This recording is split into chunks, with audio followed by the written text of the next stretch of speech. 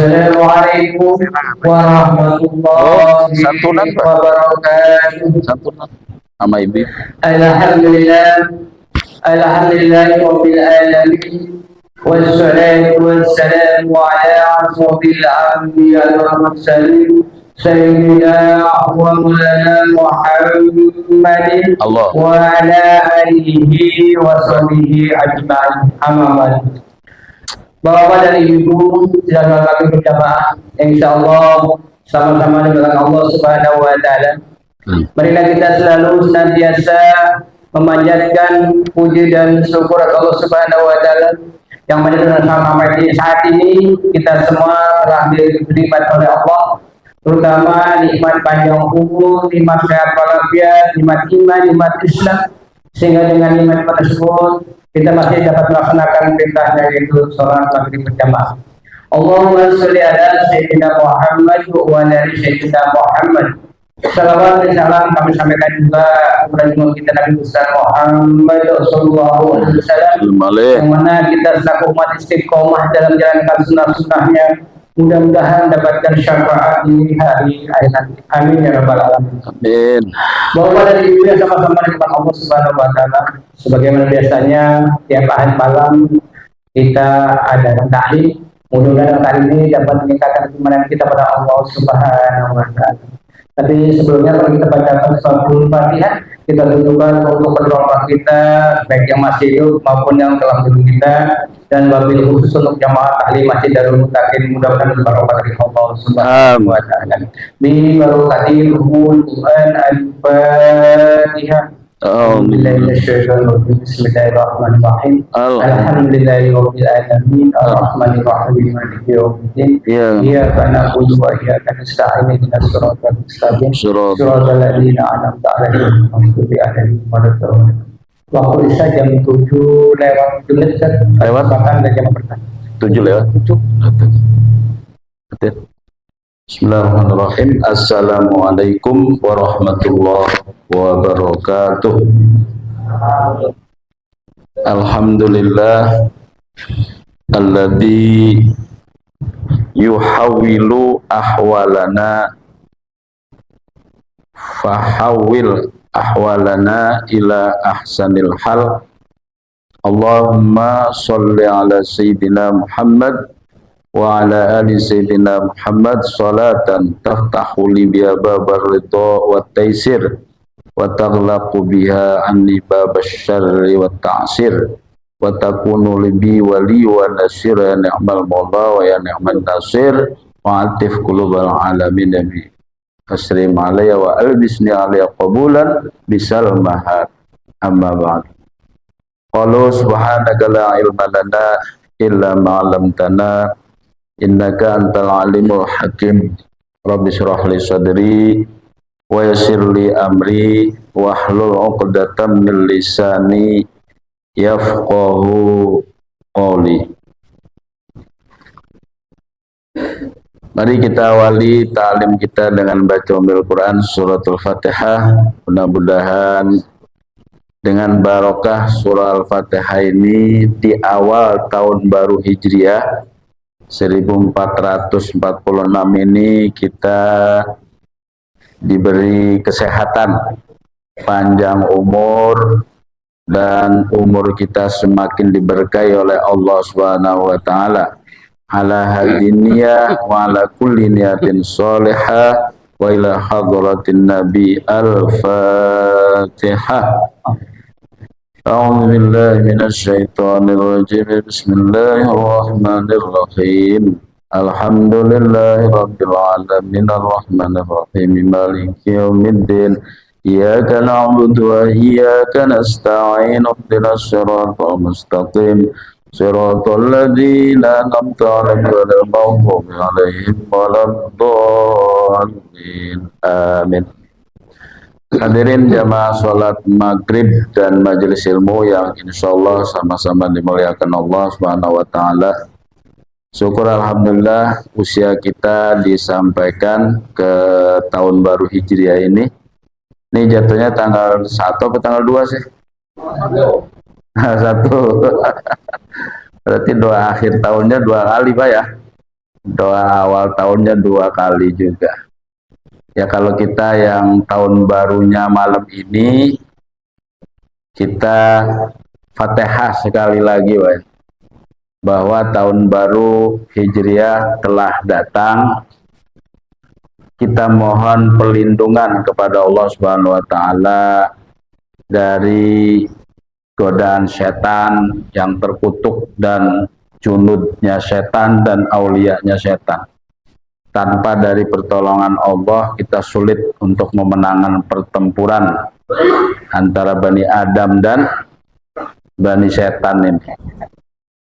Oleh karena itu, dalam rangka menyambut datangnya berdatangnya tahun baru Islam 1446 Hijriah ini, kita mudah-mudahan diselamatkan oleh Allah Subhanahu wa taala.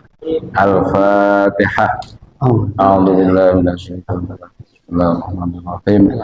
Alhamdulillahirabbil alamin arrahmanir rahim maliki yaumiddin. Iyyaka na'budu wa iyyaka nasta'in ihdinas siratal mustaqim. Siratal ladzina an'amta 'alaihim ghairil maghdubi 'alaihim waladdallin. Amin. Kita malam ini insyaallah akan membahas tentang sekilas tentang Muharram. Di situ hijrah, Pak ya. Allah berfirman, "Walladzina amanu wa hajaru wa jahadu fi sabilillah bi amwalihim wa anfusihim a'damu darajatan indallah wa ulaika humul faizun." Wa qala aidan wa qala inni dhahibun ila rabbi. Wa qala an-nabiy sallallahu alaihi wasallam al-muhajir man hajara manahahu. Orang yang pertama kali hijrah itu dalam salah satu riwayat yaitu adalah Nabi Ibrahim alaihissalam.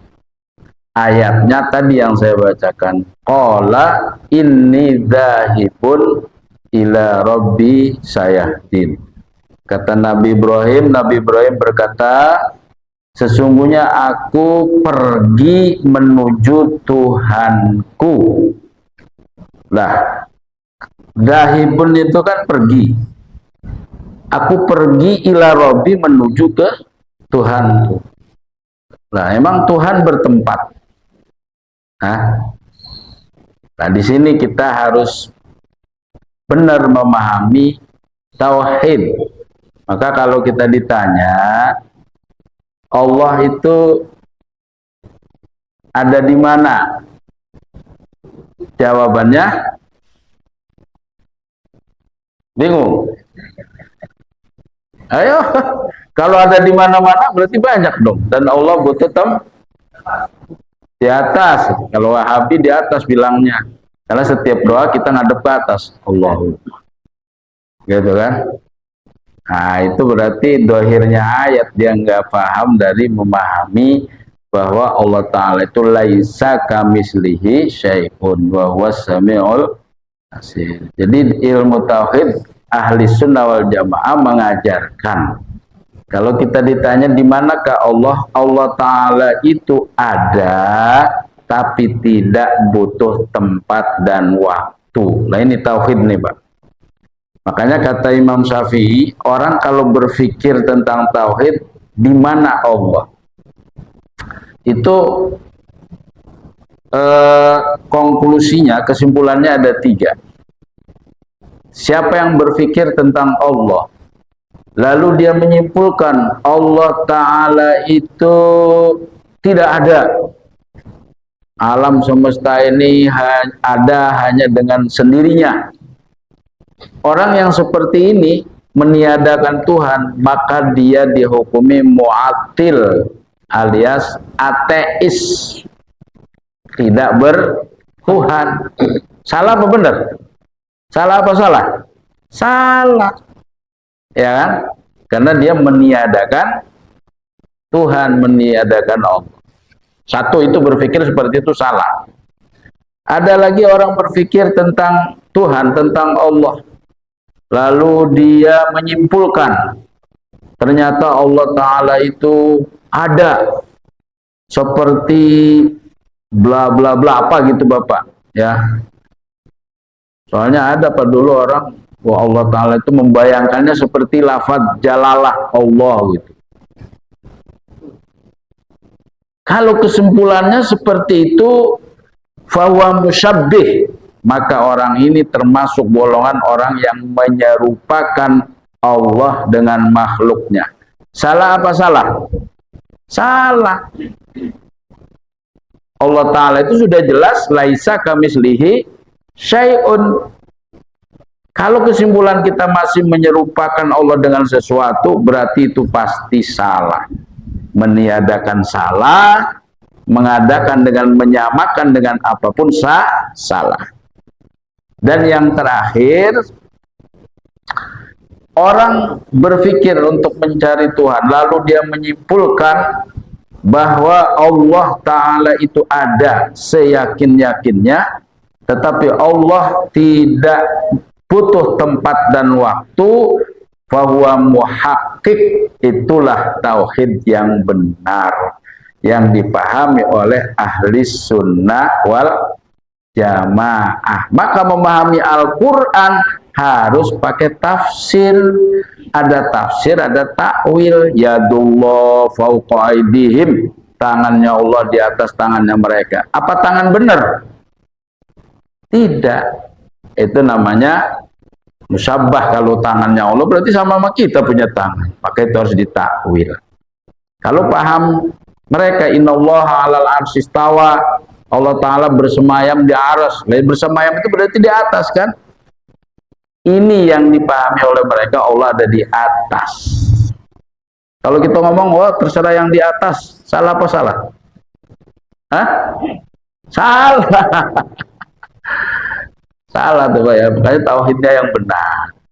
Berarti kalau mengatakan Allah ada di atas, berarti musyabbih kita.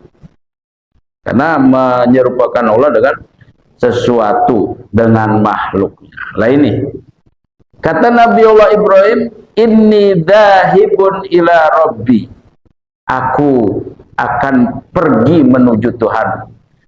Ini yang dimaksud adalah hijrah.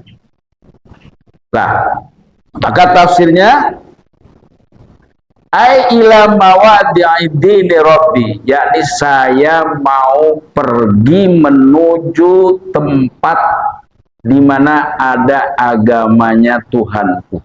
Mawadi'u dini rabbi, ya, menuju tempat-tempat agama Tuhan aku, kata Nabi Ibrahim. Maksudnya di mana itu?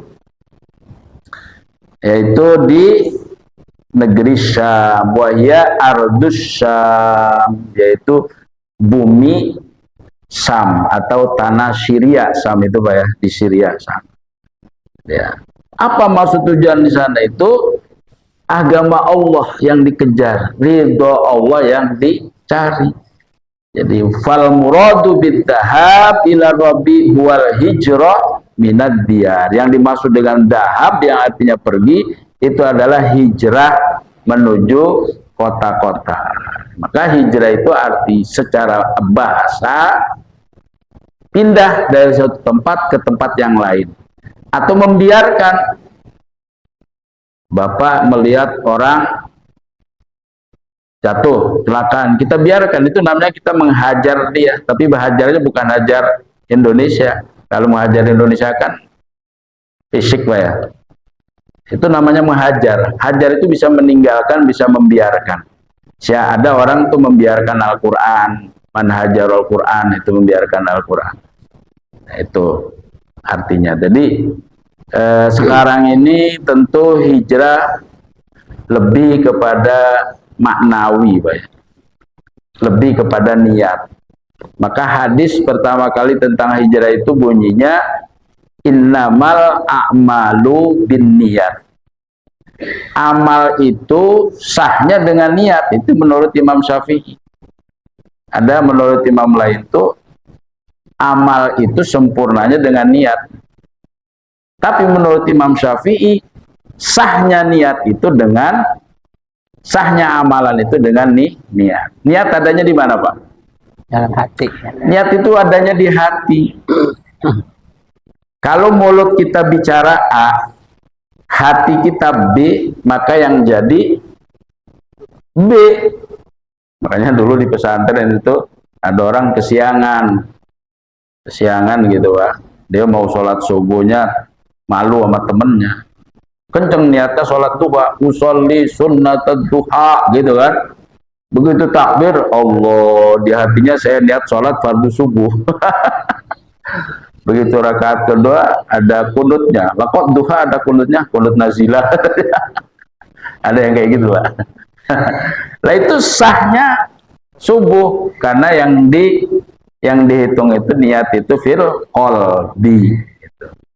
Ada yang mengharamkan usolli niat itu haram. Wah, itu mah bukan faham aswaja kalau mengharamkan niat. Ulama-ulama kita ya menyunahkan talafud niat, ya maksudnya lisadat apa, untuk membantu hati tuh, supaya hati terbawa bahwa saya ini mau niat sholat maghrib, mau saya ini mau sholat isya dan seterusnya.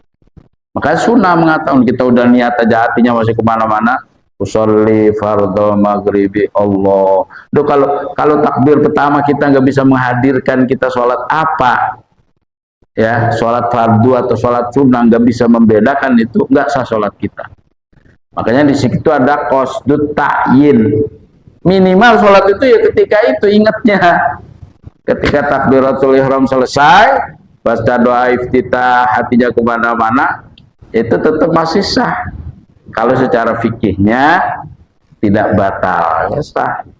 Nah ini pertama kali hadis di hijrah ini, bab hijrah itu innamal a'malu bin wa innamal likulli imri'in ma nawa, dan segala sesuatu itu bagi orang itu dilihat dari niatnya. Faman kanat hijratuhu ilallah wa rasulih fa hijratuhu ilallahi wa rasulih.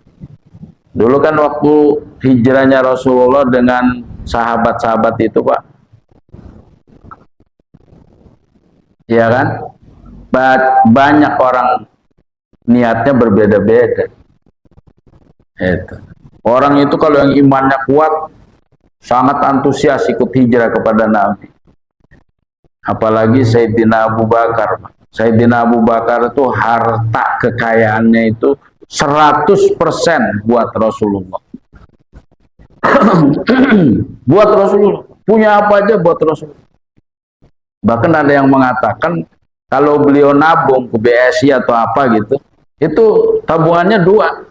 Satu buat dirinya, satu buat Rasulullah. Buat apa aja untuk kepentingan Islam silahkan.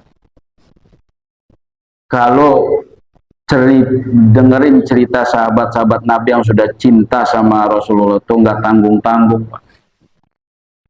Siti Khadijah, istri Nabi kita Muhammad SAW itu harta kekayaannya habis itu untuk membela Islam, membela perjuangan Rasulullah. Sampai ketika Siti Khadijah itu mau wafat, Pak, Siti Khadijah minta sama Siti Fatimah, tolong semintakan saya, minta sorbannya untuk kain kafannya gitu. Tentu sampai nangis gitu, suasana seperti itu. Akhirnya kata Rasulullah, jangankan sorban untuk kamu Siti Khadijah, apapun akan aku berikan.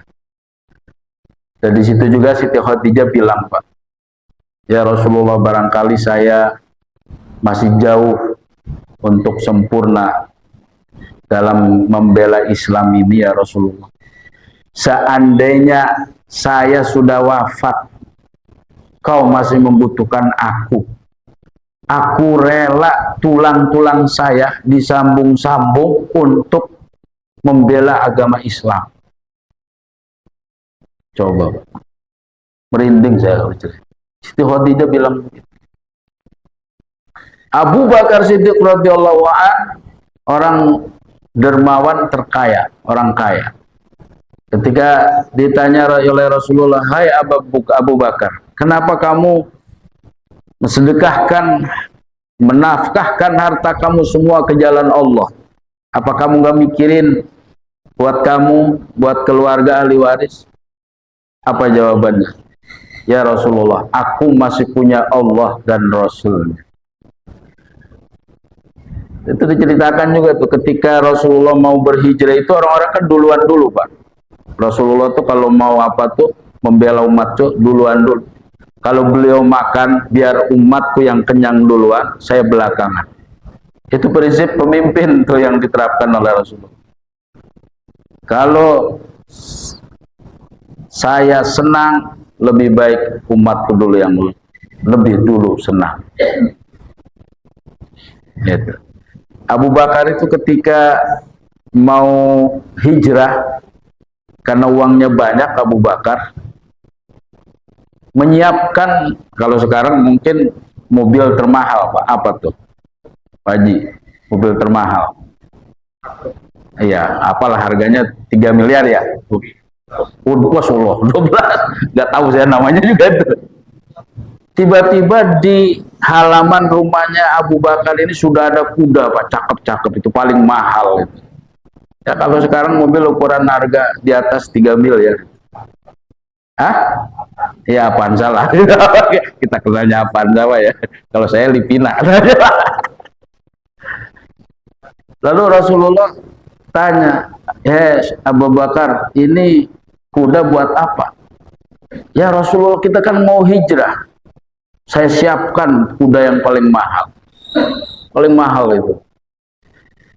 Nah, kata Abu Bakar, kata Nabi Muhammad SAW, "Hai Abu Bakar, ya sekali-kali ini kuda, kamu jangan memberi saya. Ini kuda saya bayarin tapi ngutang," kata Rasul. "Biar saya ada modalnya," gitu kira-kira begitu, untuk agama itu. Jadi gambaran orang-orang yang terdekat Nabi itu, kalau sudah mencintai Nabi, benar-benar amwalihim wa anfusihim. Ya, kira-kira ada nggak orang kaya raya gitu, terus nge-backing Ustadz itu untuk semuanya. Ini Ustadz mobil terbaru untuk dakwanya. Ada nggak di sini, Pak Haji? Istri baru paling ya. Aduh ya, Ustadz sekarang itu ya mewah dikit, istri yang dicari, mobil mewah. Nih, itu Pak ya salah satu. Nah, jadi hijrahnya Rasulullah bersama sahabat-sahabat itu, sahabat-sahabat Nabi itu nggak bulat semuanya, nggak sama. Maka kata Nabi, "Faman kanat hijratuhu ilallah wa rasulih, fa hijratuhu ilallah wa rasulih." Siapa yang hijrah ini niatnya cari ridho Allah dan Rasulnya, dia akan kembali kepada Allah dan Rasul. "Faman kanat hijratuhu ilad dunya yusibuha, wa man kanat hijratuhu ila imra'atin yunkihuha, fa hijratuhu ila ma hajara ilaihi." Siapa yang hijrahnya karena dunia, dia akan dapat dunia. Siapa yang hijrahnya karena perempuan, dia akan menikahi perempuan itu. Maksudnya begini, siapa yang hijrah untuk mendapatkan dunia, dan siapa yang hijrah untuk mencari janda atau perempuan, maka hijrahnya kembali kepada niatnya. Dapat nggak dunia? Belum tentu. Dapat nggak perempuannya? Belum tentu. Itu kalimat hadisnya itu, redaksi hadisnya. Siapa yang hijrahnya karena Allah dan Rasul, maka akan kembali kepada Allah dan Rasulnya. Tapi kalau niat hijrah itu karena dunia dan perempuan, maka hijrahnya itu sesuai dengan niatnya. Dapatnya belum tentu, kira-kira begitu. Maka dalam istilah orang tua dulu tuh, siapa yang menanam padi, maka rumput akan tumbuh. Udah niat hijrahnya karena Allah saja, maka dapat pahala juga, bisa juga dapat dunia, bisa juga dapat jannah. Gitu. Ya, iya. Insya Allah itu, insya Allah. Tetapi kalau niatnya cari dunia atau cari perempuan, nilai niat itu dikembalikan kepada itu, dapat atau tidaknya belum tentu. Tapi kalau niat hijrahnya karena Allah dan Rasulnya, pasti. Maka kita sholat pun karena Allah, kita ngaji pun karena Allah, semua karena Allah, maka semua apa yang kita inginkan, insya Allah kita dapati. Gitu. Nah, jadi pertama kali yang hijrah itu menurut ayat ini adalah Nabi Ibrahim alaihissalam. Nabi Ibrahim itu Pak punya anak dua. Punya anak, punya istri dua. Nabi Ibrahim itu punya istri namanya Siti Hajar dan Siti Sarah.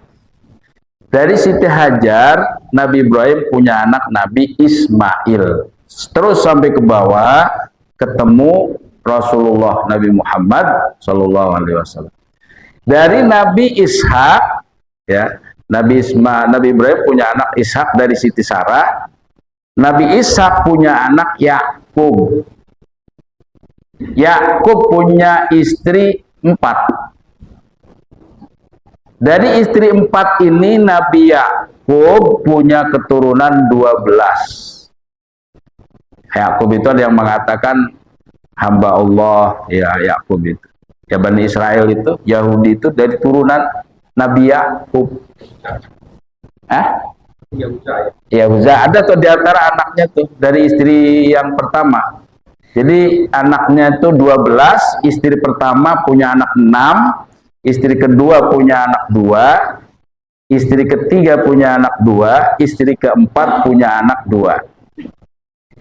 Jadi istri pertama tuh Laya apa namanya tuh ya, terus Rahil. Istri ketiganya budak dari istri pertama. Istri keempatnya budak dari istri kedua. Jadi istri pertama tuh punya anak 12, diantaranya Yahuda itu, yang Bani Israel Yahudi itu. Nah, berkembang keturunan Nabi Ibrahim ini. Makanya ketika Allah mengatakan innallaha astofa Adam wa Nuhan wa ala Ibrahim, ketika Allah memilih Adam dan Nuh dan keluarga Nabi Ibrahim. Keluarga Nabi Ibrahim disebut keluarganya karena dari turunan Nabi Ibrahim ini banyak nabi-nabi. Di antara turunan Nabi Ibrahim itu adalah ya Ismail dan Ishak, lalu Nabi Yakub, Yusuf, Ayub, Yunus, Harun, Ilyas, Daud, Sulaiman, itu anak keturunannya Nabi Ibrahim.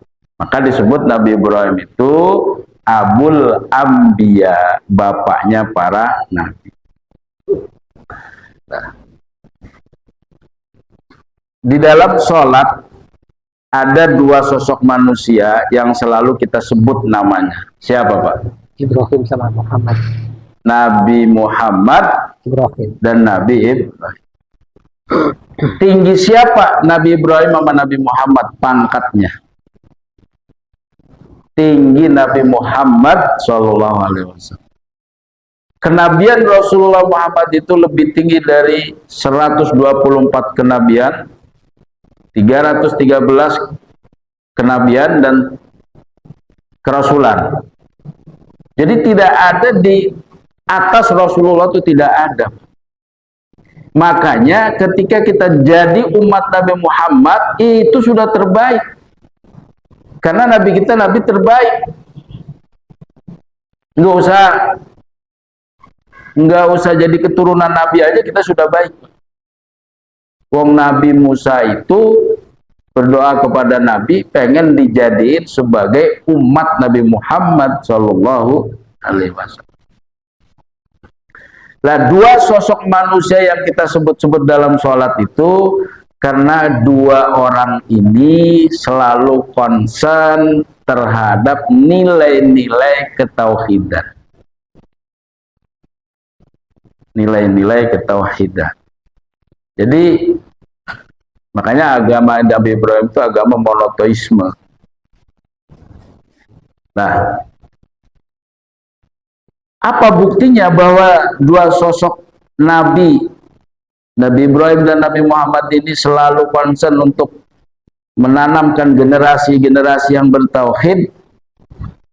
Ketika Nabi Yakub generasi ketiga dari Nabi Ibrahim menjelang wafat, Nabi Yakub ini masih sempat memberi reinforcement atau peneguhan akidah terhadap anak cucunya. Apa kata Allah? Am kuntum syuhada'a idh hadara Yaqubal maut idh qala li banihi ma ta'buduna min ba'di qalu na'budu ilahaka wa ilaha abaika Ibrahim wa Ismail wa Ishaq ilaha wahida wa nahnu lahu muslimun. Coba. Kata Allah, tidakkah kamu menyaksikan ketika Nabi Yakub menjelang wafat, lalu Nabi Yakub mengatakan seolah-olah berwasiat gitu kan Pak, terhadap anak cucunya, hei anak-anakku, apa yang akan kamu sembah apabila aku sudah wafat? Nah, kita begitu enggak? Bapak sudah sakit-sakitan, ya, hartanya banyak, kira-kira apa? Paling wasiat, nak, itu toko yang di sebelah masjid jangan dijual ya nak. Kenapa? Punya orang. Wasiatnya paling soal makan kan, mata kuluna mimbati. Kalau kita mau nyekolahin anak nanti lolos itu bisa kerja di mana anak kita, nggak dipikirin akidah itu. Padahal yang harus kita tanamkan kepada anak-anak kita itu mata buduna mimbati. Apa yang akan kamu sembah nak kalau ayah sudah tidak ada? Kalau soal makan, minum Pak, sudah dibagi oleh Allah. Sejak kita usia kandungan 4 bulan Pak, itu sudah ditulis APBN-nya oleh malaikat bahwa si fulan ini anggarannya sekian, umurnya sekian, dia akan menjadi orang bahagia atau orang celaka, itu sudah ada catatannya.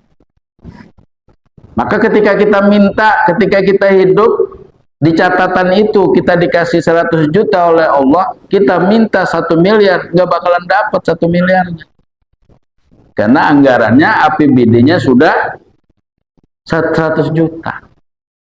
Makanya kata Ibnu Athaillah itu, sesuatu yang datangnya belakangan, nggak mungkin akan merubah yang datangnya duluan.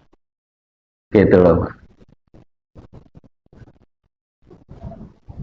Lalu kita ngapain doa? Nah, itu mah ibadah Pak. Lalu apa kita ikhtiar? Itu mah diperintah. Makanya kita itu hanya ikhtiar lalu tawakal.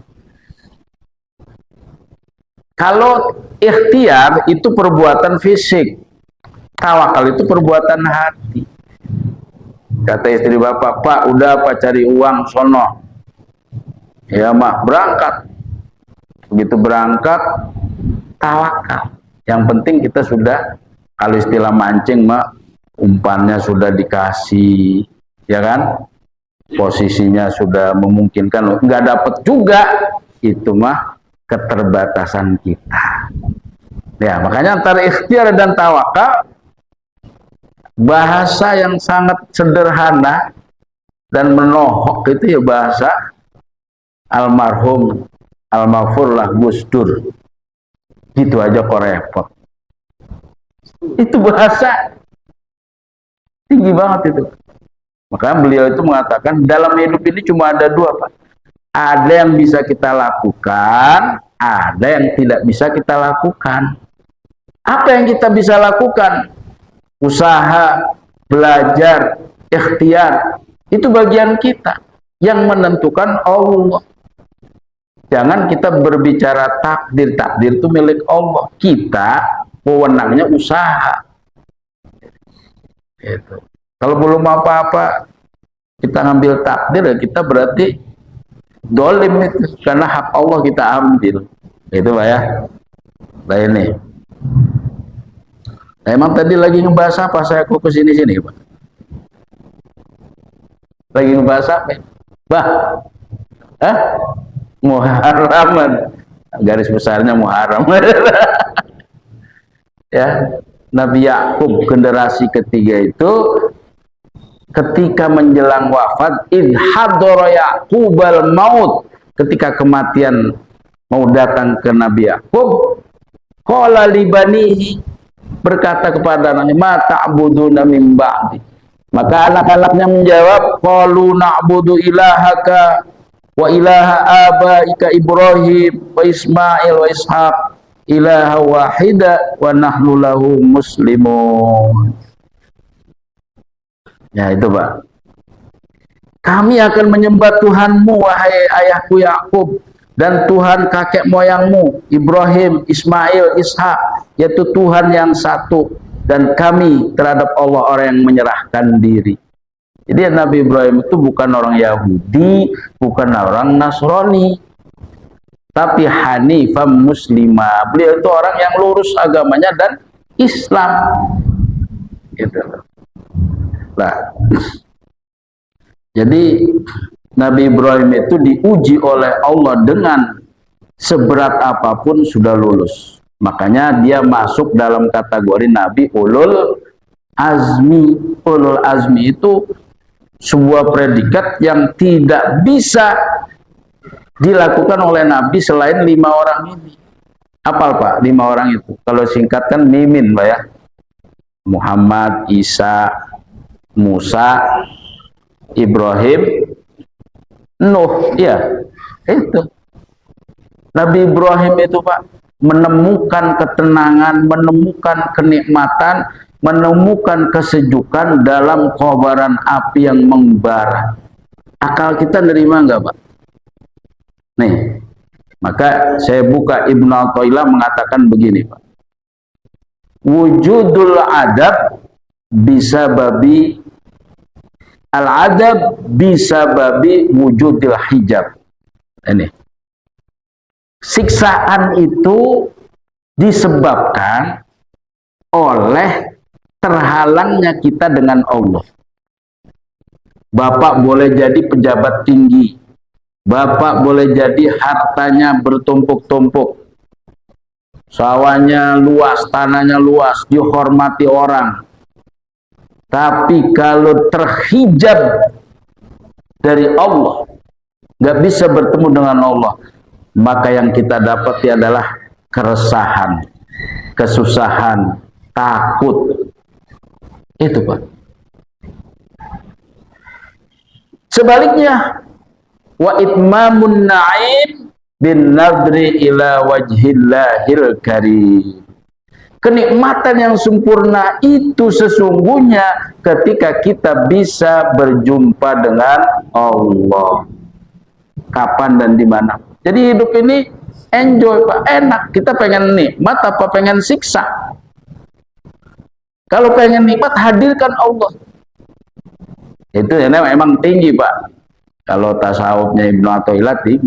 Buktinya apa? Nabi Ibrahim alaihissalam di kobaran api dia menemukan kesejukan. Kenapa? Hatinya terpaut dengan Allah.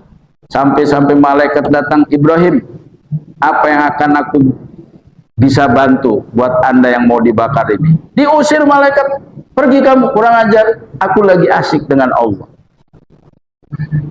Ada istilah lagi, semut bawa air katanya. Pas ditanya, Mut mau kemana?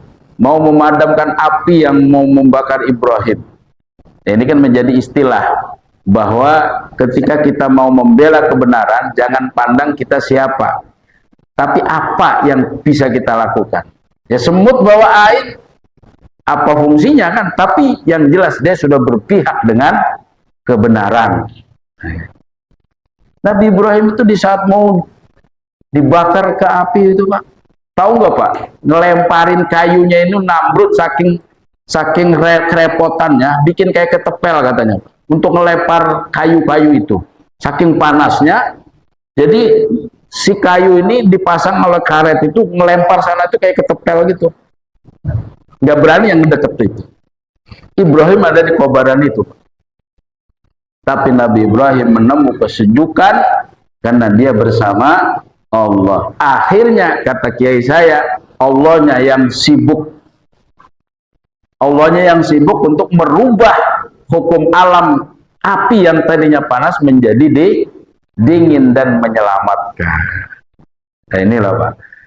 Jadi kita ini harus bisa berhijrah. Kalau selama ini hidup kok pusing mulu, ya kan? Kalau soal beras apa ya udah ada anggarannya Pak. Pasti itu. Yang penting kitanya ikhtiar. Nah, ini udah isa ini. Asik lah ya. Iya kan? Ada pertanyaan Pak? Ya silakan. Ya. Pertanyaan saya sifatnya Agak global, Ustaz. global. Oh global. Ya, sifatnya umum. Bicara masalah turunan Nabi tadi, Ustaz. Turunan Nabi. Nah, hijrah itu kan di sana sifatnya, Ustaz. Ya. Ya kan? Kita tahu di dunia ini, Pak Ustaz, ya yang terjadi sekarang paksaan, Pak Ustaz. Ya kan? Perang saudara, Palestina, Yemen, Suriah. Iya. Itu kan budak-budak Nabi, Ustaz. Muhammad situ, Yakub Ustaz bilang tadi Israel. Nah, pandang Ustaz apa yang terjadi sebetulnya pada dunia Islam ini sekarang? Kok begitu? Ya kan? Kan Nabi sana semua Ustaz. Tidak ada di negeri ini. Walaupun Nabi itu ribuan banyaknya, misalnya di sana ada Nabi, ya kan? Tapi apa yang terjadi, Ustaz? Di Al-Quran disebutkan Yemen, Palestina, Siam tadi. Nah, pandang Ustaz gimana Ustaz? Apa yang terjadi, Ustaz? Baik. Pertanyaan Bapak ini saya cerita jawabannya. Antara kelompok Muawiyah dan Sayyidina Ali perang itu semua dua-duanya kan sahabat Nabi yang sangat dekat. Bahwa Sayyidina Ali bahkan mantunya. Itu kelompoknya itu perang itu dan ribuan yang mati, Pak.